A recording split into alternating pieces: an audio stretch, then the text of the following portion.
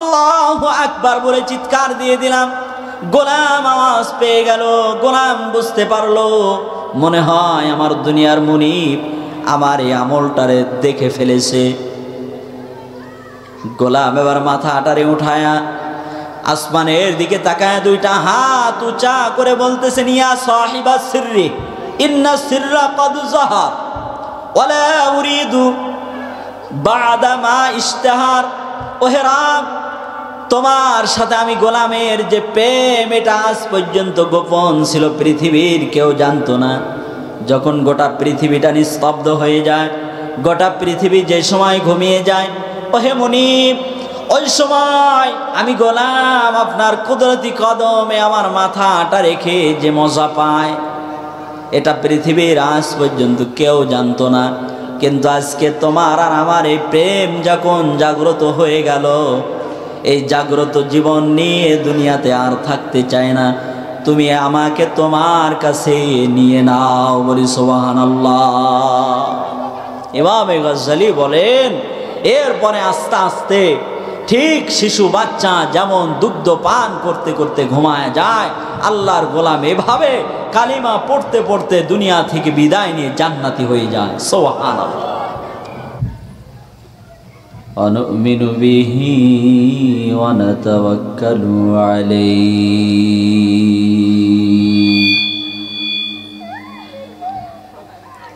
ونعوذ بالله من شرور أنفسنا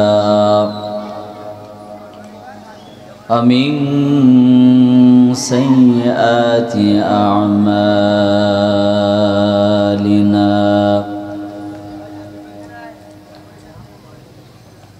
من يهده الله فلا مضل له ومن يضلله فلا هادي له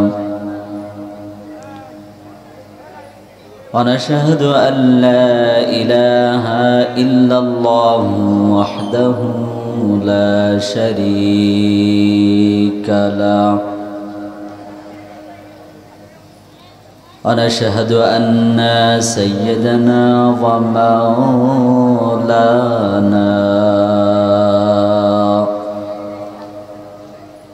محمدا عبده ورسوله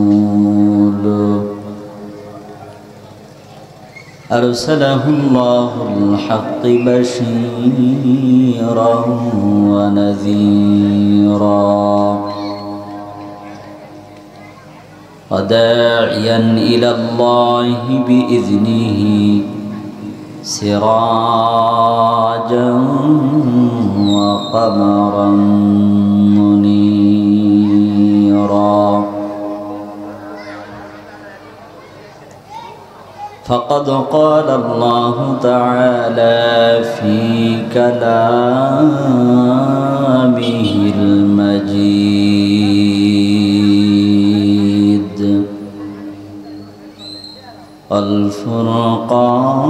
والفرقانه التوحيد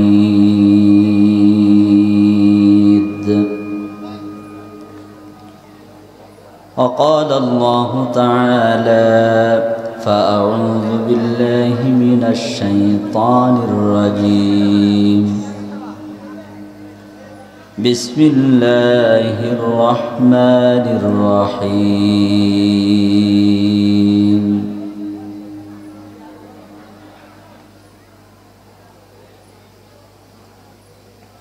يوم تكون السماء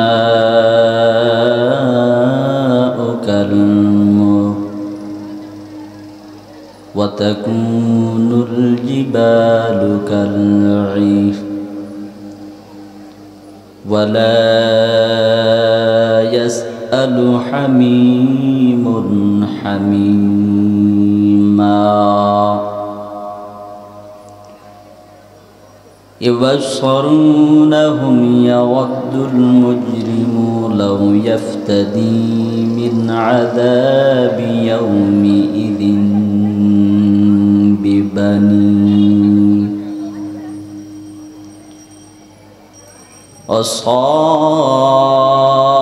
وصاحبته وأخيه وفصيلته التي تؤويه ومن في الأرض جميعا ثم ينجيه إلى آخر آية. وقال تعالى إن الله وملائكته يصلون على النبي. আলহামদুলিল্লাহ। তো হাসি মুখ দেখলে তো ভালো লাগে। এখন তো নভেম্বর মাস, আগস্ট পার হয়ে আরো 2 মাস অতিক্রম আমাদেরকে আল্লাহ তাআলা করাইছেন। নভেম্বর তো 5 আগস্টের পরের আওয়াজ তো এমন হওয়ার কথা না, এমন হওয়ার কথা। আল্লাহ তাআলা আমাদের সকলকে জিন্দেগীর শেষ মুহূর্ত পর্যন্ত দিনের উপরে অটল থাকবার তৌফিক দান করেন। আল্লাহর নবী বলেন, লা ইয়ানজুরু ইলা সুওয়ারিকুম ওয়া আমওয়ালিকুম ওয়ালাকিন ইয়ানজুরু ইলা কুলুবিকুম ওয়া আমালিকুম। কোন ব্যক্তির চেহারা, সুরাত, বংশ, গোত্র, দল, নেতা, নেত্রী, শিক্ষা, এগুলি আল্লাহ তাআলা নির্ণয় করবেন না। শুধু সুরাত, লম্বা খাটো না বেটে মোটা না চিকনা, এগুলি না। লা ইয়ানজুরু ইলা সুওয়ারিকুম ওয়া আমওয়ালিকুম। আল্লাহ তাআলা আমাদের প্রত্যেকের আমল দেখবেন। কি দেখবেন বলেন? আমল। আমল মানে কি বলেন তো? আমল এর অর্থ কি বলেন, শুনি দেখি। আমল, আমল মানে কাজ। আমল মানে কি? কাজ। নেক আমল মানে ভালো কাজ। কি কাজ? ভালো কাজ। এটা বিভিন্ন প্রকারের হতে পারে। ভালো কাজ শুধু একটি হয় না, অনেক হয়। কি বলে? ভালো কাজ কি শুধু একটি না, ভালো কাজ একাধিক, খারাপ একাধিক। লা ইয়ানজুরু ইলা সুওয়ারিকুম ওয়া আমওয়ালিকুম। আল্লাহর নবী বলেন, ওহে উম্মতেরা, চেহারা, সুরাত, বংশ, গোত্র এগুলি নির্ণয় করা হবে না। ওয়ালাকিন ইয়ানজুরু ইলা কুলুবিকুম ওয়া আমালিকুম। আল্লাহ তাআলা প্রত্যেকটা বান্দার অন্তর এবং আমল, দুইটা জিনিস দেখবে। বলি সুবহানাল্লাহ। কয়টি জিনিস দেখবে? অন্তর এবং আমল। আপনার অন্তরটা কেমন? সদয় না দুনিয়ার উপরে আপনার অন্তর শান্তি পায় ওই সময় যখন মানুষ আপনাকে প্রশংসা করে? আপনি ওই সময় শান্তি পান, না নিজে রবের গোলাম পরিচয় দিয়ে শান্তি পান? এইটা রব দেখবেন। আল্লাহর নবী বলেন, 4 শ্রেণীর মানুষ। ওহে সাহাবীরা, উম্মতদের মধ্যে জানিয়ে দাও, তাদেরকে বলে দাও, 4 শ্রেণীর মানুষ পৃথিবীর জমিনের মধ্যে বড় দামি হয়ে যাবে। তার মধ্যে 1 নাম্বার, ইত্তাকিল মাহারিবা তাকুল আবাদান নাস। পুরা পৃথিবীর মধ্যে যত মানুষ এসেছে, আসবে, যারা ঈমান নিয়েছে, ঈমান গ্রহণ করেছে, সকল মানুষের মধ্যে ওই মানুষটি বড় দামি হবে। সেই মানুষকে আল্লাহর নবী বলেন, ইত্তাকিল মাহারিবা তাকুল আবাদান নাস। ওই মানুষটি বড় দামি, ওই মানুষটি বড় দামি যেই মানুষটির পোশাক হালাল হয়ে যায়, যেই মানুষটির রোজগার হালাল, যেই মানুষটির বাড়ি হালাল, যেই মানুষটির বসত করা ভিটাটা হালাল, যেই মানুষের সন্তান হালাল পথে পরিচালনা হয়, যেই মানুষটার স্ত্রী হালাল পথে পরিচালনা হয়। এক কথায় নবী বোঝান, যেই মানুষের পোশাক হালাল, যেই মানুষের রোজগার হালাল, যেই মানুষটির ব্যয় হালাল, যেই মানুষের ব্যবসা হালাল, যেই মানুষের ফসল হালাল, যেই মানুষের কেনাকাটা হালাল, যেই মানুষের বিক্রয়টা হালাল, যেই মানুষের বাড়িটা হালাল, যে মানুষের সন্তান হালাল পথে চলে, যেই মানুষটির বিবি হালাল পথে চলে, যার পরিবার হালাল পথে চলে, আল্লাহর নবী ডাক দিয়ে বলেন, চিন্তা নাই, ইত্তাকিল মাহারিবা তাকুল আবাদান নাস। পুরা পৃথিবীর মধ্যে যত মানুষ এসেছে আর আসবে, তার মধ্যে ওই মানুষটারে আল্লাহ তাআলা দামি মানুষ হিসাবে কবুল করে নেন। সুবহানাল্লাহ বলবেন না? দ্বিতীয় নাম্বার, আল্লাহর নবী ডাক দিয়ে বলেন, অর্দা বিমা কসামুল্লাহু লাকা তাকুল আগনান নাস। ওহে পৃথিবীর মানুষ, পুরা পৃথিবীর যত মানুষ এসে আসবে, তার মধ্যে ওই মানুষটি বড় দামি, যে মানুষটি আল্লাহর পক্ষ থেকে যা পেয়েছে তা পেয়ে খুশি থাকে। সুবহানাল্লাহ বলেন। আল্লাহ তাআলা সুখে রাখলেও শুকর করে, যদি বিপদ আসে তবুও সবর করে, নারাজ হয় না। না না, সুখে রাখছে তিনিও আমার রব, যিনি আমার দুঃখ দিয়েছেন তিনিও আমার রব, যিনি আমাকে সুস্থ রাখেন তিনিও আমার রব, যিনি আমাকে অসুস্থ রাখে তিনিও আমার রব, আবার অসুস্থ থাকে যিনি শেফা দান করেন তিনিও আমার মুনিব, তিনিও আমার রব। ধনী হইলেও শুকরিয়া করে রবের, যদি গরিব হয় তবুও সবর করে, সেটাও জানায় দেয় রবের। যদি ব্যক্তি একাকী থাকে তবুও রবের শুকরিয়া করে, যদি আনন্দ উল্লাস উচ্ছ্বাসের মধ্যে জীবন যাপন করে তবুও মানুষটি শুকরিয়া করে। আল্লাহর নবী ডাক দিয়ে বললেন, সব কিছু আল্লাহ তাআলার পক্ষ থেকে আসছে, এটা যেই ব্যক্তি মেনে নেয়, অরদা বিমা কসামুল্লাহু লাকা তাকুল আগনান নাস। পুরা মানুষের মধ্যে ওই মানুষটাকেও আল্লাহ তাআলা দামি বানায়। সুবহানাল্লাহ। 3 নম্বরে বলেন, ওয়াহসিন ইলা জারিকা তাকুল মুমিনা। পুরা পৃথিবীর মধ্যে যত মুমিন এসেছে আসবে, প্রত্যেকটা মুমিনের মধ্যে ওই মুমিন বড় দামি, বড় দামি। যেই মুমিনের তার প্রতিবেশী তার উপরে খুশি। সুবহানাল্লাহ। প্রতিবেশী প্রতিবেশীর উপরে খুশি। আল্লাহর নবী বলেন, ওই ব্যক্তিটা বড় দামি। প্রতিবেশী প্রতিবেশীর উপরে যদি খুশি হয়, প্রতিবেশী প্রতিবেশীর উপরে যদি রাজি হয়ে যায়, আল্লাহর নবী বলেন ওই ব্যক্তিটা সফল মুমিন। সকল মুমিনের মধ্যে ওই ব্যক্তি দামি একজন মুমিন। সুবহানাল্লাহ। তো এখন তো এমন একটা অবস্থা, প্রতিবেশী প্রতিবেশীর সাথে বছর কি বছরও কথা হয় না।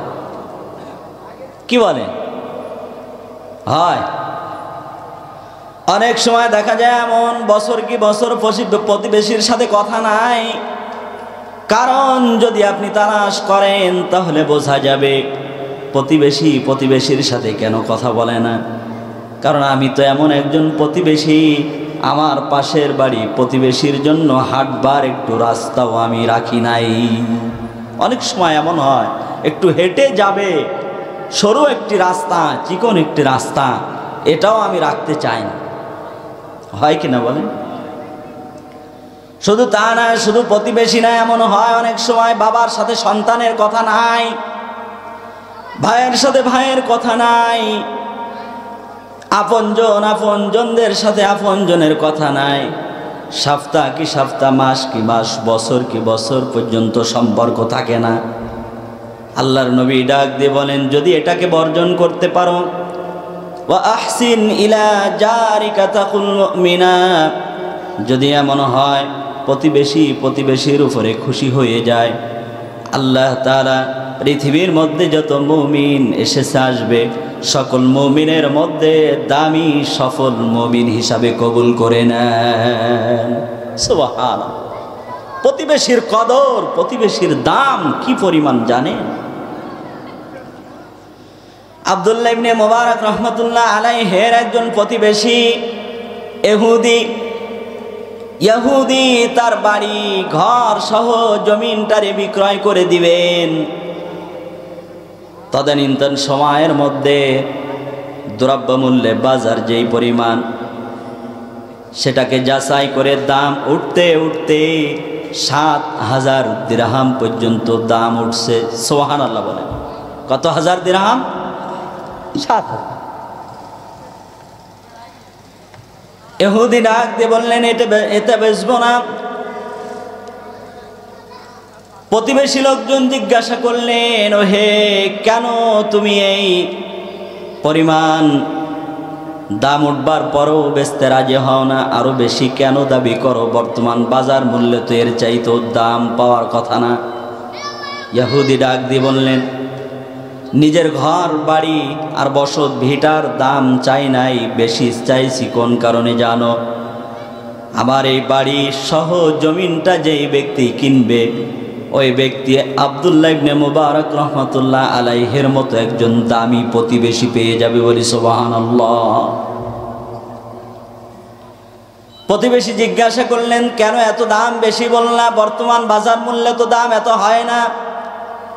ইহুদি ডাক দিয়ে বললেন, বাড়ি এবং জমিনের দাম চাই নাই, বেশি চেয়েছি এই কারণে, আমার বাড়ি আর জমিন সহ যেই ব্যক্তি কিনবে, ওই ব্যক্তি বর্তমান যুগ শ্রেষ্ঠ সবচেয়ে বড় আলেম আব্দুল্লাহ ইবনে মুবারক রহমাতুল্লাহ আলাইহির প্রতিবেশী হয়ে যাবে। বলি সুবহানাল্লাহ।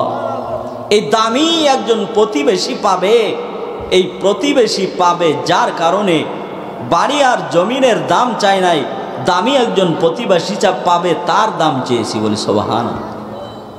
একটু ভাবেন না, দামি প্রতিবেশীর কি দাম, ভালো প্রতিবেশীর কি দাম, এটা ভাবেন।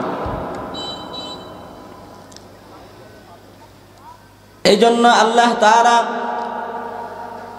আল্লাহর নবীর মাধ্যমে জানায়া দেন, লা ইয়ানজুরু ইলা সুওয়ারিকুম ওয়া আমওয়ালিকুম ওয়ালাকিন ইয়ানজুরু ইলা কুলুবিকুম ওয়া আমালিকুম।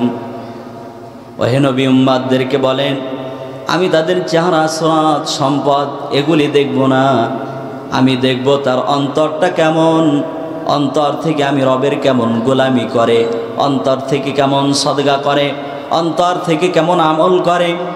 আমি আল্লাহ তাআলা দুইটা জিনিস দেখব, একটা অন্তর এবং আমল যদি সফল কাম হয়ে যায়, আল্লাহ তাআলা বললেন তার সেই দিনে কোনো ভয় নাই। যেই দিন মানুষগুলি ছটফট করতে থাকবে, যেই দিন আসমানটা গলিত তামার মতো গলে গলে পড়তে থাকবে, ওই দিন কোনো ভয় নাই। ব্যক্তি সফল কাম হয়ে যাবে, আমার জান্নাতের মেহমান হয়ে যাবে। আমি আল্লাহ তাআলা সসম্মানে তাকে আমার জান্নাতের মেহমান হিসাবে কবুল করে নেব। বলি সুবহানাল্লাহ। সেই দিনে ভয় নাই। কোন দিন? ইয়াউমা তাকুনুস সামাউ কালমুহ। আল্লাহ তাআলা জানায়া দেন, ওই দিন কোনো ভয় নাই। সেই দিন ইয়াউমা তাকুনুস সামাউ কালমুহ, যেই দিন আসমানটা গলিত তামার মতো গলে গলে পৃথিবীর জমিনের মধ্যে পড়তে থাকবে। অতাকুনুল জিবালু কালইহ, যেই দিন পাহাড় পর্বতগুলি রঙিন পশমের ন্যায় ধ্বনিত ধূসরিত হতে থাকবে, উঠতে থাকবে। রঙিন পশমের উদ্ধৃতি কেন দিয়েছেন? ছোট্ট বাচ্চা যখন পৃথিবীর জমিনে আসে, ওই সময় দেখবেন ওই বাচ্চার গায়ের মধ্যে ছোট্ট ছোট্ট কিছু পশম দেখা যায়, লালচে লালচে কিছু পশম, অত্যন্ত নরম তরল। যদি ফিরফির করে একটু বাতাস লাগে, তবুও বাচ্চার মাথার পশমগুলি, গায়ের পশমগুলি উঠতে থাকে। খুব বেশি বাতাস লাগে না, কি বলেন? খুব জোরালো বাতাস লাগে না, একটু ফিরফির করেও যদি বাতাস লাগে তো দেখবেন এই শিশু বাচ্চার গায়ের অথবা মাথার এই পশমগুলি উঠতে থাকে। এই পশমগুলি হয় খুবই ছোট এবং নরম এবং হালকা লালচে লালচে, হয় না এমন? রাইসুল মুফাসসিরিন ইবনে আব্বাস রাদিয়াল্লাহু তাআলা আনহু বলেন, ইয়াউমা তাকুনুস সামাউ কালমুহ, আসমান গলিত তামার মতো গলে গলে পড়তে থাকবে। অতাকুনুল জিবালু কালঈন, যেই দিন পাহাড় পর্বতগুলি রঙিন পশমের ন্যায় ধুনিত ধূসরিত হতে থাকবে। ওয়ালা ইয়াসআলু হামিমুন হামিমা, ওই দিন বন্ধু বন্ধুকে দেখবে কিন্তু কেউ কারো উপকারে আসবে না। একটু ভাবেন তো, আপনি কার জন্য মিথ্যা বলেন? আপনি কার জন্য অন্যের হক নষ্ট করেন? আপনি কার জন্য সুদের টাকা লাগান? আপনি কার জন্য ঘুষের লেনদেন করেন? আপনি কার জন্য অন্যের গালে থাপ্পড় ওঠান? আপনি কাকে খুশি করবার জন্য ব্রাজিলের চুলের কাটিং দেন? আপনি কাকে খুশি করবার জন্য আর্জেন্টিনার গেঞ্জি জার্সি গায়ে দিয়ে ঘোরেন? আপনি কার জন্য কি করেন? ওয়ালা ইয়াসআলু হামিমুন হামিমা, সেই দিন পরস্পর পরস্পরকে দেখবে কিন্তু কেউ কারো উপকারে আসবে না। দেখা যাবে, ওই যে দেখা যাবে একই দোকানে বসতাম, চা খাইতাম, একই বাজারে বাজার করতাম, একই মাঠের মধ্যে চাষ করতাম, একই মসজিদের মধ্যে নামাজ আদায় করতাম, মাঝে মাঝে কি বলে ওই যে শুক্রবারে শুক্রবারে দেখা হয় না, পুরা এক সপ্তাহ পরে শুক্রবারে শুক্রবারে আসে, এমন দোস্ত দোস্তি বন্ধু আছে না? না, পুরা সপ্তাহ খবর নাই। কেন পাঠাইলেন রব আপনাকে পৃথিবীতে? আপনি ভাবেন না, আপনি চিন্তা করেন না রব আপনাকে কেন পাঠাইলেন? বলেন, যে কপালে সেজদা নাই, বলেন এ মানুষ? যে কপালে সেজদা নাই ও কিসের মানুষ বলেন? বাজারে যে পাঙ্গাস কেনা, তেলাপিয়া কেনা, রাত্রে শাহওয়াত মিটানো, সারা রাত্র ঘুমানো, যৌন চাহিদা মিটানো, সকালে 10টার সময় ওঠা, এর নাম কি জিন্দেগি? বলেন না, এর নাম কি জিন্দেগি? রব কেন পাঠাইলেন আপনাকে, কেন পাঠাইলেন আমাকে, এটা আপনি একটু ভাবেন না? এজন্য একটু চিন্তা করেন, আপনি কার জন্য মিথ্যা বলেন? আপনি কার জন্য সুদের মধ্যে টাকা লাগান? আপনি কার জন্য ঘুষের লেনদেন করেন? আপনি কার জন্য অন্যের হক নষ্ট করেন? আপনি কার জন্য মিথ্যা সাক্ষী দিয়ে রোজগার করেন? তারা বলেন ওয়ালা ইয়াসআলু হামিমুন হামিমা, সেই দিন পরস্পর পরস্পরকে দেখবে কিন্তু কেউ কারো উপকারে আসবে না, কেউ কারো উপকার করবে না। শুধু কি তাই, আল্লাহ তাআলা এরপরে বলছেন ইবাসসুরুনাহুম ইয়াওয়াদ্দুল মুজরিমু লাউ ইয়াফতাদি মিন আযাবি ইয়াওমাইযিন বিবানি, সেই দিন ওই মানুষগুলি বলতে থাকবে, ও হে আল্লাহ, আজ তুমি আমাদেরকে আযাব থেকে বাঁচায়া নাও, আজ তুমি আমাদেরকে পরিত্রাণ দিয়ে দাও, বিনিময়ে যদি তুমি কিছু নাও বা চাও আমরা দিতে রাজি। একটু দিলের কান লাগান। ওই আযাবে পতিত মানুষগুলি বলতে থাকবে, ও হে আল্লাহ, আজকে আমাদেরকে পরিত্রাণ দিয়ে দেন, ও হে আল্লাহ আমাদেরকে মাফ করেন, ও হে আল্লাহ আমাদেরকে বাঁচায়া দেন, বাঁচায়া দেন, আপনি যা চান এটা আমরা দিতে রাজি, আজ মুক্তিপণ যদি নিতে চান তবু আমরা দিয়ে দিতে রাজি। কি দিব? ইয়াউমা ইয়াফিরুল মারউ মিন আখিহি ওয়া উম্মিহি ওয়া আবিহি, মানুষগুলি বলতে থাকবে, ও হে আল্লাহ, মুক্তিপণ হিসাবে ভাইকে দিব, স্ত্রীকে দিব, সন্তানকে দিব, ও উম্মিহি ওয়া আবিহি, মাকে দিব, বাবাকে দিব, গোষ্ঠীকে দিব, যারা তাদেরকে পালছে, যাদের কাছে বড় হয়েছে, যাদের কাছে থেকেছে, সকলকে দিয়ে দিতে চাবে, সকলকে দিব। ওহে আল্লাহ, এর পরেও এর বিনিময়ে হইলেও তুমি আমাদেরকে বাঁচায়া নাও। আল্লাহ তাআলা ডাক দিয়ে বলবেন, কাল্লা, কখনো হবে না, কখনো। ওই দিন আপনি ভাইকে দিতে চাইলেও রব গ্রহণ করবে না, ওই দিন বিবিকে দিলেও নিবে না, ওই দিন মাকে দিলেও নিবে না, ওই দিন বাবাকে দিলেও নিবে না, ওই দিন গোষ্ঠীকে দিলেও নিবে না, ওই দিন দলকে দিলেও নিবে না। আপনি যাদের কাছে থাকছেন, যারা আপনাকে পালছে, দেখাশোনা করছে, সকলকে দিলেও রব নিবে না। আল্লাহ তাআলা ডাক দিয়ে বললেন, কাল্লা, না না, কখনো না। আজ কোনো মুক্তিপণ হিসাবে কিচ্ছু গ্রহণ করা হবে না। বান্দা, আজ কেন দিতে চাও? দুনিয়ার উপরে তো বেশি কিছু চাই নাই। সেজদা চেয়েছিলাম, সেজদা দাও নাই। সদকা করো নাই, নামাজ পড়ো নাই, বান্দা জিকির করো নাই, কোরআন তেলাওয়াত করো নাই, দিনের পথে চলো নাই, ইসলামী আন্দোলন করো নাই। আজ কিচ্ছু গ্রহণ করবো না।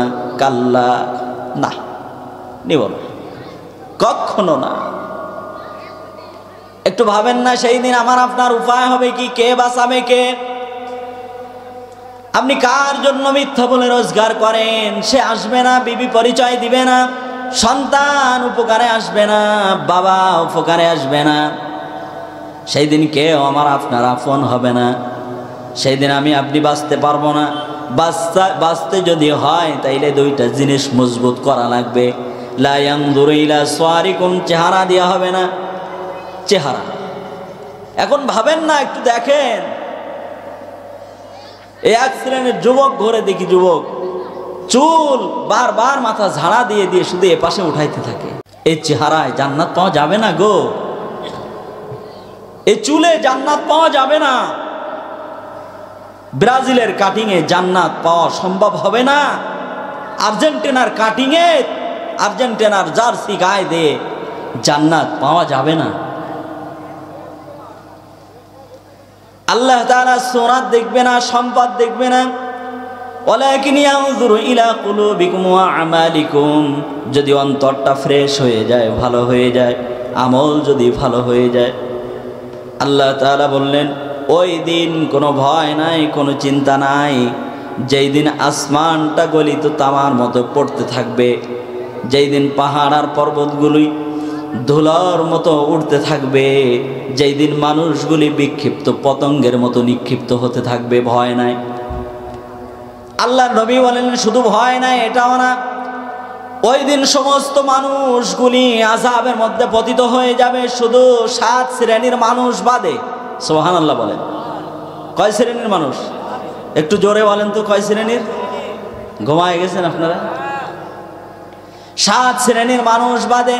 عن أبي هريرة رضي الله تعالى عنه قال قال رسول الله صلى الله عليه وسلم سبعة يظلهم الله في ظله ولا ظل إلا ظله।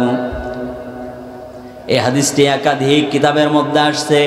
বুখারীর মধ্যে 660 নম্বর হাদিস, মুসলিমের মধ্যে 1031 নম্বর হাদিস, তিরমিজি শরীফের মধ্যে বর্ণনা করছেন 2391 নম্বর হাদিস।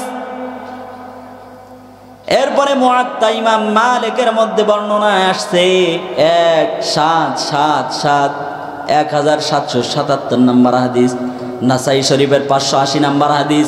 একাধিক কিতাবের মধ্যে একটি মাত্র হাদিস নিয়ে আসছেন। একটু ভাবেন এই হাদিসের গুরুত্ব কত, অনেক বেশি না? আল্লাহর নবী বললেন, ওই দিন 7 শ্রেণীর মানুষ বাদে সবাই আযাবের মধ্যে পতিত হয়ে যাবে। সেই দিন কোন দিন মনে আছে আপনাদের? কোন দিন বলেন তো? ইয়াউমা তাকুনুস সামাউ কালমুহ, সেই দিন যেই দিন আসমানটা গলিত তামার মতো পড়তে থাকবে। একটু মনে রাখবেন, না হলে তো মজা পাবেন না। যেই দিন পাহাড় পর্বতগুলি রঙিন পশমের ন্যায় ধুনিত ধূসরিত হতে থাকবে, সেই দিন 7 শ্রেণীর মানুষ সম্মানিত জায়গায় দাঁড়িয়ে যাবে। আল্লাহ তাআলা তাদেরকে দাঁড় করায় দিবেন। বলি সুবহানাল্লাহ। আল্লাহর নবী বললেন, ওহে উম্মতেরা, সেই দিন 7 শ্রেণীর মানুষ বড় সম্মানীয় হয়ে যাবে। তারা আরশে আজিমের ছায়াতলে জায়গা পেয়ে যাবে। তাদেরকে কষ্ট দেওয়া হবে না, তাদের মাথার ঘিলুটা টকবক করে ফুটবে না, তাদের জিহ্বাটা ঝুলে পড়বে না, ঘাম ঝরতে ঝরতে কোমর অবধি উঠে যাবে না, তাদেরকে আল্লাহ তাআলা আরশের বিশেষ ছায়া তলে জায়গা করে দিবেন। আল্লাহ তাআলা তাদেরকে কষ্ট দিবেন না। তারা কারা? আল্লাহর নবী ডাক দিয়ে বললেন, এক নাম্বার আল ইমামুল আদ।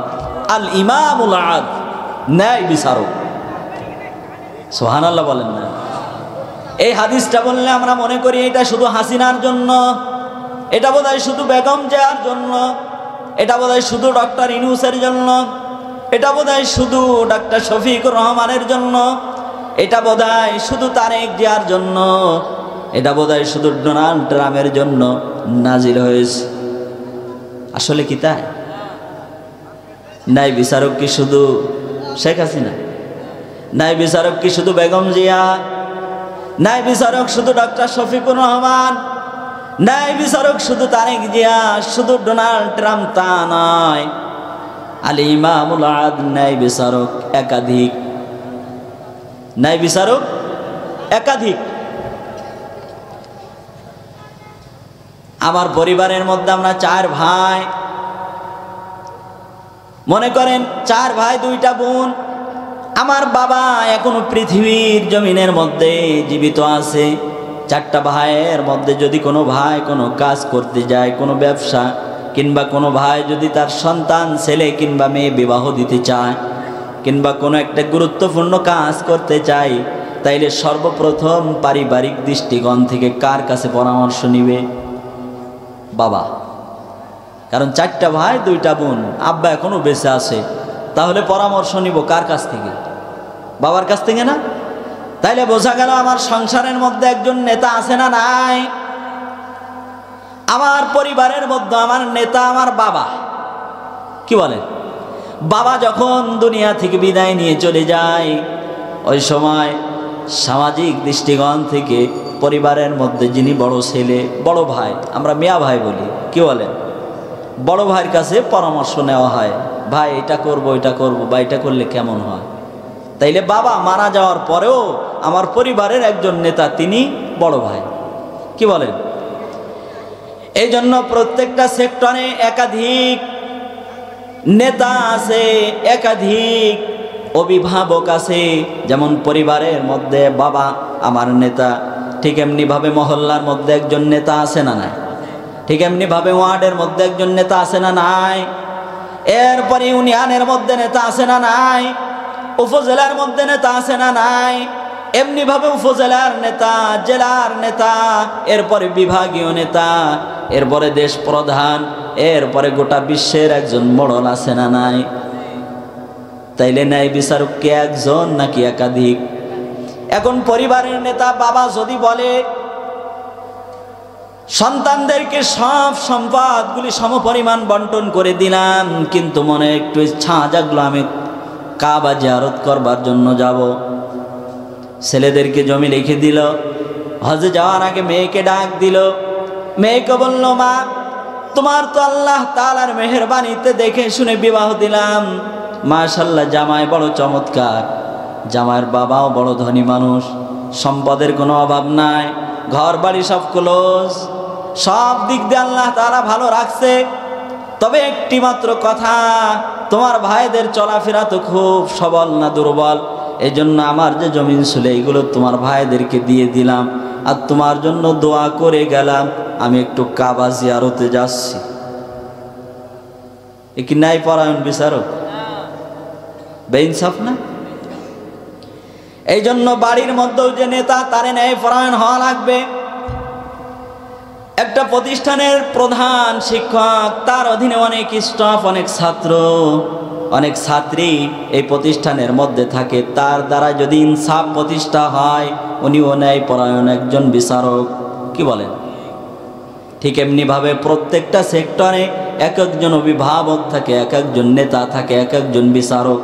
প্রত্যেকটা বিচারক তার স্ব জায়গা থেকে যদি ইনসাফ ভিত্তিক জীবনটারে পরিচালনা করে, দায়িত্ব পালন করে, আল্লাহর নবী বললেন আল ইমামুল আদল, চিন্তা নাই ওই বিচারকগুলি আরশে আজিমের ছায়া তলে জায়গা পেয়ে যাবে। সুবহানাল্লাহ।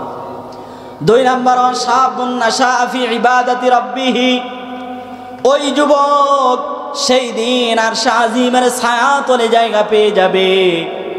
যেই যুবক তার যৌবনকালটা ইবাদতের মধ্য দিয়ে কাটিয়ে দিয়েছে। সুবহানাল্লাহ। আজকের যুবকের কপালের মধ্যে সেজদা নাই, তবে যুবকের কপালে গুনাহের কোনো অভাব নাই। যুবক, তোমার হাতের মধ্যে সদগার নেকি নাই, কিন্তু ফেসবুক ইউটিউব চালাবার গুনাহের অভাব যুবকের হাতে নাই। কি বলেন? আজকের যুবক এই চোখে কোরআন দেখার নেকি নাই, কিন্তু এই চোখ দিয়ে ফেসবুক ইউটিউব নর্তকী দেখার গুনাহের কোনো অভাব নাই। কি ভাবছো? কি ভাবছো যুবক? কি ভাবছো বলো? কি মনে করলা? কি ভাবো? কি ভেবে চলো এই দুনিয়াতে? পুরা পৃথিবীর এক সাগর মদ যদি কোনো মানুষকে খাওয়ান, এক সাগর মদ, তবু ওই মানুষের পিপাসা মিটবে না। কিন্তু এক গিলাস পানি যদি কাউকে দেন, ওই পানিটা খেয়ে পিপাসা মিটা সম্ভব। কি বলেন? সম্ভব কিনা বলেন? পুরা পৃথিবীর সকল নর্তকী নারী দেখলেও তুমি তৃপ্তি পাবে না যুবক। বৈধ বিবি দিয়ে 5 মিনিটে তৃপ্তি পাওয়া সম্ভব। বলেন কথা ঠিক কিনা? আজকে নর্তকী দেখতে দেখতে 1 ঘন্টা চলে যায়। নর্তকী পিকচার দেখতে দেখতে, ভিডিও দেখতে দেখতে এক বেলা চলে যায়, এক রাত চলে যায়, একদিন চলে যায়, সপ্তাহ চলে যায়, মাস চলে যায়, বছর চলে যায়, এরপরেও তৃপ্তি হয় না।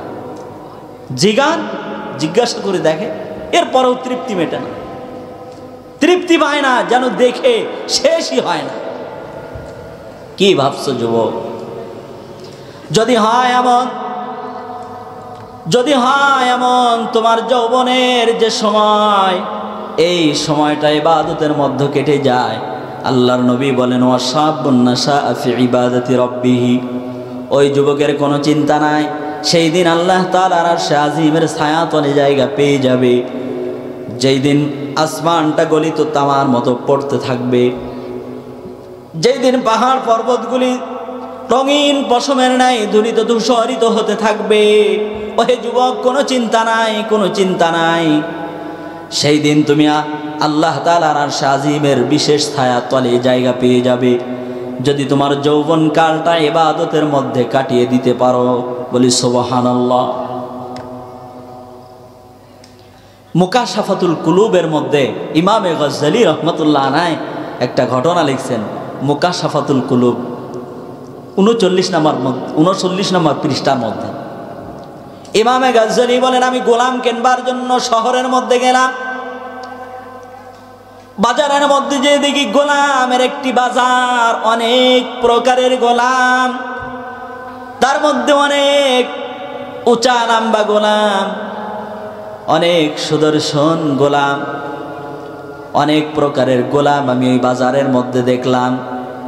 কিন্তু এক পাশে আমি একজন গোলামকে দেখলাম, যে গোলামটা একা একা বসে বসে কোরআনুল কারীমটা খুলে খুলে তেলাওয়াত করতেছে। বলি সুবহানাল্লাহ।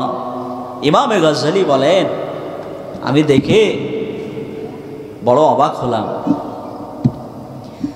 গোলাম যুবক মানুষ। ইমামে গজ্জালী বলেন, আমি তার কাছে গেলাম এবং বললাম, ওহে আল্লাহর বান্দা, আমি গোলাম ক্রয়ের জন্য আসছি, যদি তোমার ইচ্ছা থাকে তাহলে তুমি আমার বাড়িতে যেতে পারো। গোলাম ডাক দিয়ে বললেন, ওহে আল্লাহর বান্দা, আমি যেতে পারি, কিন্তু 2টা শর্ত। কয়টা? 1 নাম্বার শর্ত হলো, আজান হয়ে গেলে আর 1 মুহূর্তের জন্য আমি আপনার কাজ করব না, নামাজ শেষ হয়ে যাবে, এরপরে আপনার কাজগুলি আমি আবার পুনরায় করতে থাকবো। বলি সুবহানাল্লাহ। আর এখন তো আমাদের মিশন হয়েছে এমন, নামাজ পড়বো না, পারলে কিছু করো। নামাজ পড়বো না, পারলে কিছু করো। এটা একটা মিশন। বারবার মসজিদ থেকে ডাকা হয়, নাফরমান, তোমার মন চায় না তুমি মসজিদে যাবে, তোমার মন চায় না, নাফরমান ছাড়া কি, অকৃতজ্ঞ ছাড়া কি, বলেন অকৃতজ্ঞ ছাড়া কি? গোলাম ডাক দিয়ে বললেন শর্ত দুইটা। এক নম্বর শর্ত হলো আজান হয়ে যাবে, আমি আর কাজ করব না, আমার ছুটি দিয়ে দিবেন, নামাজ আদায় করব, এরপরে পুনরায় আবার আমি আপনার কাজ করব। দ্বিতীয় নম্বর শর্ত হলো আমার একটা নিরিবিলি থাকার জায়গা দিবেন, এবং আমি যেই জায়গাতে থাকব আমার ওই কামরার মধ্যে কেউ প্রবেশ করবে না। বলি সুবহানাল্লাহ।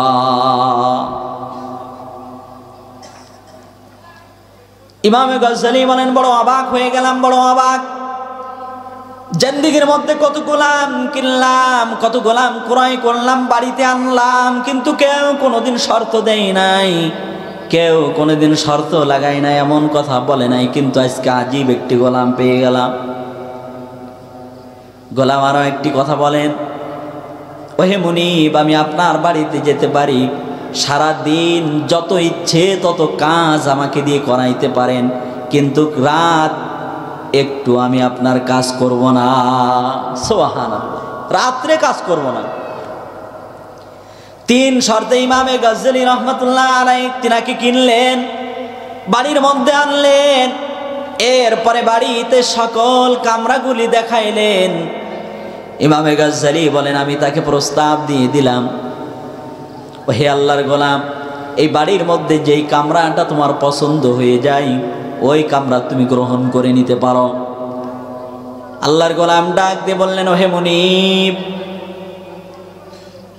এই কামরার মধ্যে কোনো কামরা আমার প্রয়োজন নাই, তবে আমি আপনার বাড়ির আউটডোরে বাইরে ছোট্ট একটা কুঠির দেখতে পাই, যদি এই কুঠিরটা আপনি আমার জন্য দিয়ে দেন আমি বড় খুশি হয়ে যাই, এটা আমার জন্য বড় চমৎকার। ইমামে গজ্জালি বলেন তাকে জিজ্ঞাসা করলাম, এত সুন্দর সুন্দর কামরা বলি পছন্দ হলো না, যেই কামরাটা পছন্দ করছো তার চালের মধ্যে ছিদ্রি, দেয়ালের মধ্যে ছিদ্রি দেখা যায়, ছোট্ট একটা ঘর, যেই ঘরের মধ্যে কোনো আসবাবপত্র নাই, এমন জীর্ণ শীর্ণ একটা কুঠির বুঝি তুমি পছন্দ করে ফেললে। গোলাম এবার ডাক দিয়ে বললেন, জীর্ণ শীর্ণ কুঠিরটারে যদি আমার মুনিফ চায়, এই জীর্ণ শীর্ণ কুঠিরটাকে জান্নাতের বাগান বানায়া দেয়। সুবহানাল্লাহ। আমরা একটু এগিয়ে এগিয়ে বসবো, আমার এই ভাইরা একদম গেটার বাইরে যারা দাঁড়িয়ে আছে আপনাদের বসা লাগবে না, বাহিরে যারা আছেন এখনো ঘুরতেছেন আপনাদের আশা লাগবে না, থাক। মন চাইল না যে আমি যাই, কোরআনের একটা মজমা, জান্নাতের একটা বাগান, এই বাগানে আমি যাই, এটা যার মন চাইল না তার আর আসার দরকার নাই। আপনারা কি বলেন? আপনারা কি বলেন? থাক। আমি একটা কথা বলি, আমার মসজিদে আপনার সম্পদ আছে, আপনার টাকা আছে, কিন্তু আপনার টাকা মসজিদের কাজে লাগে না, আপনি নিজেকে বড় গর্ববোধ মনে করেন, আপনি বুদ্ধিমান মনে করেন, আপনি বুদ্ধিমান ভাবেন আপনাকে। রব আপনার টাকা মসজিদে নিল না মানে আপনি ভাবেন যে এই সমাজের কত নগণ্য একটা মানুষ আপনি। আপনার পাটা হেঁটে হেঁটে একটা জান্নাতের বাগানে আসলো না, আপনি ভাবেন আপনি কত নিম্ন স্তরের একটা গোলাম। আপনার চোখ এই কোরআনের মজমা এসে একজন আলেমকে দেখলো না, বলেন আপনার এই চোখ নাফাক ছাড়া আর কি হতে পারে? কি বলেন? আল্লাহর গোলাম ডাক দিয়ে বললেন, ও হে দুনিয়ার মুনিব, যদিও ছোট্ট কুঠির, যদিও জীর্ণ শীর্ণ একটা কুঠির, তবে এই জীর্ণ শীর্ণ একটা কুঠিরটারে আমার রব যদি চায় এটারে জান্নাতের বাগান বানায় দিতে পারে। সুবহানাল্লাহ। ইমামে গজ্জালি বর্ণনা করেন, আল্লাহর এই গোলামের জন্য ঘরটারে দিয়ে দেওয়া হলো, সারা দিনে কাজ করতে থাকে, কোনো ত্রুটি নাই, কোনো বিচ্যুতি নাই। যখন আজান হয়ে যায় গোলাম রবের কদমে তার মস্তকটারে অবনত করে দেয়। সুবহানাল্লাহ। এবং যখন রাত ঘনিয়ে আসে, গোটা রাত্রে কোনো কাজ করে না। গোলাম গোটা রাত্রে নিজের কামরার মধ্যে প্রবেশ করে। গোলামের তৃতীয় নম্বর শর্ত, হে মুনিব, আমি আমার কামরার মধ্যে থাকলে কেউ আমার কামরায় যেন না ঢোকে। ইমামে গাজ্জালি বলেন, কৌতূহল হলো, মনের মধ্যে একটা কৌতূহল আসলো, কেন এমন শর্ত দিল? আজান হয়ে গেলে কাজের ছুটি। দ্বিতীয় নম্বর শর্ত, আমার কামরার মধ্যে কেউ যাবে না।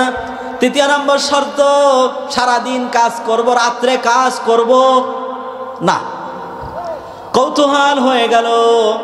রাত্রে একদিন ঘরের পাশাপাশি যে ছোট্ট একটা ছিদ্রি দিয়ে তাকায়া দেখি, আমার বাড়ির ওই গোলামটা রবের কুদরতি কদমে মস্তকটারে অবনত করে সেজদা অবনত অবস্থায় রয়েছে, যেন সরাসরি আসমান থেকে আলো নূরের একটা তাজাল্লি দিয়ে গোলামটারে বেষ্টনী দিয়ে দিয়ে রেখেছে। বলি সুবহানাল্লাহ। ইমামে গাজ্জালি বলেন, আমি বড় অবাক হয়ে গেলাম, আবেগ রাখতে পারে নাই, আবেগ আপ্লুত হয়ে গেলাম। আল্লাহু আকবার বলে চিৎকার দিয়ে দিলাম। গোলাম আওয়াজ পেয়ে গেল, গোলাম বুঝতে পারলো, মনে হয় আমার দুনিয়ার মুনিব আমার এই আমলটারে দেখে ফেলেছে।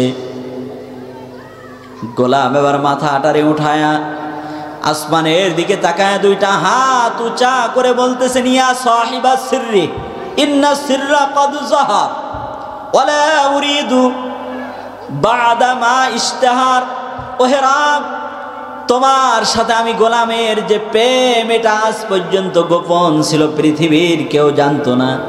যখন গোটা পৃথিবীটা নিস্তব্ধ হয়ে যায়, গোটা পৃথিবী যে সময় ঘুমিয়ে যায়, ওহে মুনিব, ওই সময় আমি গোলাম আপনার কুদরতি কদমে আমার মাথাটা রেখে যে মজা পায়, এটা পৃথিবীর আজ পর্যন্ত কেউ জানতো না। কিন্তু আজকে তোমার আর আমার এই প্রেম যখন জাগ্রত হয়ে গেল, এই জাগ্রত জীবন নিয়ে দুনিয়াতে আর থাকতে চায় না, তুমি আমাকে তোমার কাছে নিয়ে নাও। বলি সুবহানাল্লাহ। ইমামে গাজ্জালি বলেন, এরপরে আস্তে আস্তে ঠিক শিশু বাচ্চা যেমন দুগ্ধ পান করতে করতে ঘুমায় যায়, আল্লাহর গোলাম এভাবে কালিমা পড়তে পড়তে দুনিয়া থেকে বিদায় নিয়ে জান্নাতি হয়ে যায়। সুবহানাল্লাহ। ওয়াশাবুন নাশা ফি ইবাদাতি রাব্বিহি। এই জন্য হে যুবক, যুবক এখানে যারা আসছে, যুবক যদি তোমার যৌবন কালটা ইবাদতের মধ্য দিয়ে কাটিয়ে দিতে পারো, তোমার চাইতে দামি ওই দিনে আর কেউ হবে না। সেই দিনে তুমি আরশে আজিমের বিশেষ ছায়াতলে জায়গা পেয়ে যাবে। আল্লাহ তাআলা তোমার বিশেষ মেহমান হিসাবে কবুল করে নিবে। বলি সুবহানাল্লাহ। এরপরে 3 নাম্বার, ওয়ারাজুলুন কলবুহু মুআল্লাকুন ফিল মাসাজিদ। আল্লাহর নবী বললেন, 3 নাম্বার ওই ব্যক্তি যার দিলটা মসজিদের সাথে সম্পৃক্ত থাকে। আজান হয়ে গেলে আর চায়ের দোকান ভালো লাগে না, আজান হয়ে গেলে আর মাঠ ভালো লাগে না, আজান হয়ে গেলে ব্যবসা ভালো লাগে না, আজান হয়ে গেলে বাচ্চা ভালো লাগে না, আজান হয়ে গেলে বিবি ভালো লাগে না, আজান হয়ে গেলে বেড ভালো লাগে না। আল্লাহর নবী বলেন, ওয়ারাজুলুন কলবুহু মুআল্লাকুন ফিল মাসাজিদ। ওই গোলামেরও কোনো ভয় নাই, কোনো চিন্তা নাই। ওই ব্যক্তিও ঠিক ওই দিনে, যেই দিন আসমানটা তামার মতো গলিত গলে গলে পড়তে থাকবে, সেই দিন আল্লাহ তাআলা আরশের বিশেষ ছায়া তলে এই ব্যক্তিকেও মেহমান হিসাবে দাঁড় করায় দিবে। বলি সুবহানাল্লাহ। একটু ভাবেন না, বড় অবাক লাগে। এই 7 শ্রেণীর মানুষের মধ্যে কোনো হাফেজ নাই, কোনো মাওলানার নাম নাই, কোনো মুফতি নাই, মুহাদ্দিস নাই, পীর নাই। এর মধ্যে 7 শ্রেণীর যে গোলাম, বড় আজীব, শুনলে বড় অবাক। পীরিত্ব নিয়ে পড়ে থাকবেন, কিন্তু আরশে আজিমের নিচে ছায়া পাবেন, দলিল নাই। আপনি বড় মুফতি, আরশে আজিমের নিচে ছায়া পাবেন, দলিল নাই। আপনি মাওলানা, আরশে আজিমের নিচে ছায়া পাবেন, দলিল নাই। আপনি বড় হাফেজ, আরশে আজিমের নিচে ছায়া পাবেন, দলিল নাই। আল্লাহর নবী জানায়া দেন, আল ইমামুল আদল, ন্যায়পরায়ণ বাদশা। ন্যায়পরায়ণ বাদশা যদি হতে পারো, তবে না তুমি আরশে আজিমের নিচে ছায়া পাবে। এটা হোক মাওলানা, হোক মুফতি, হোক সাধারণ মানুষ, হোক অ্যাডভোকেট, হোক ব্যবসাদার, হোক কৃষক, যাই হোক না কেন। শুধু কি তাই, ওয়ারাজুলুন কলবুহু মুআল্লাকুন ফিল মাসাজিদ, যার দিলটা মসজিদের দিকে চেয়ে থাকে। আজান হয়ে গেলে ব্যবসা ভালো লাগে না, আজান হয়ে গেলে চায়ের কাপ আর ভালো লাগে না, আজান হয়ে গেলে দোকান ভালো লাগে না, বেড ভালো লাগে না, বিবি ভালো লাগে না, বাচ্চা ভালো লাগে না। মসজিদের দিকে দিলটা শুধু টানে, শুধু টানে। মসজিদে যখন কাজ হয় তখন মন চায় অন্তত 10টা টাকা দিয়ে হইলেও মসজিদে শরিক হয়ে যায়।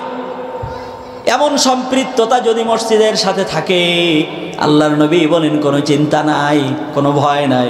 আল্লাহর এই গোলামটাকেও আল্লাহ তাআলা আরশের বিশেষ ছায়াতলে মেহমান হিসাবে দাঁড় করায় দিবে। সুবহানাল্লাহ।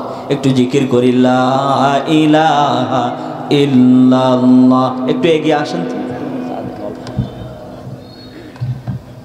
ভাই, আমরা যারা এই গেটের মুখে বসেছি আমরা একটু আস্তে আস্তে এগিয়ে আসি না?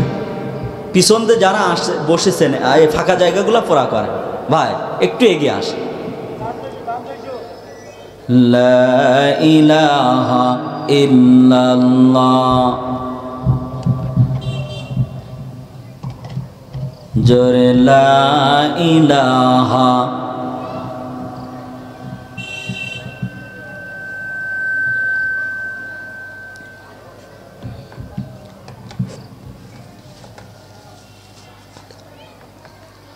লা ইলাহা ইল্লাল্লাহ। যেদিকে তাকাই মন ভরে না,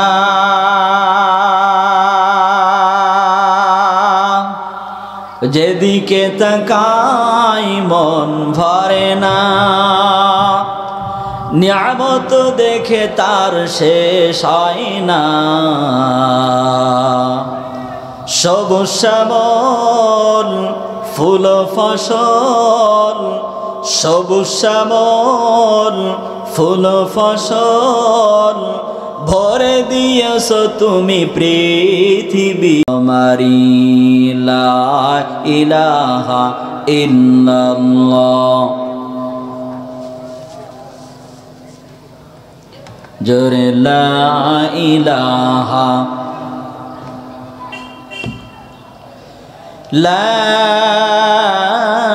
ইলাহা ইল্লাল্লাহু মুহাম্মাদুর রাসূলুল্লাহ।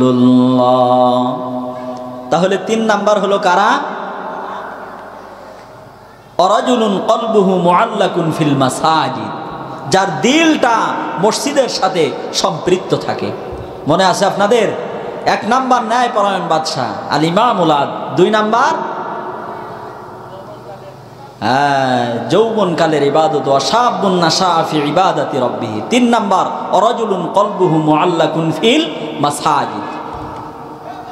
আল্লাহর নবী বলেন, যদি মসজিদের সাথে সম্পৃক্ততা বেড়ে যায়, যদি সম্পর্ক বেড়ে যায়, চিন্তা নাই, কোনো চিন্তা নাই, কোনো ভয় নাই। বাদশাহ হারুন আর রশিদের যুগে বাদশাহ হারুন বললেন একটা মসজিদ নির্মাণ করতে চায়, তবে বাধা নাই, কোনো নিষেধ নাই। যদি আমার মহল্লাবাসী মনে করে, যদি আমার কওম মনে করে, বাদশাহ হারুন আর রশিদের সাথেও আমিও কিছু শরিক হয়ে যাব মসজিদে, আল্লাহর ঘরে। কারো জন্য কোনো বিধি নিষেধ নাই, যে যেভাবে পারে যা পারে দিয়ে আল্লাহর ঘরে শরিক হয়ে মেহমান হয়ে যেতে পারে। বলি সুবহানাল্লাহ।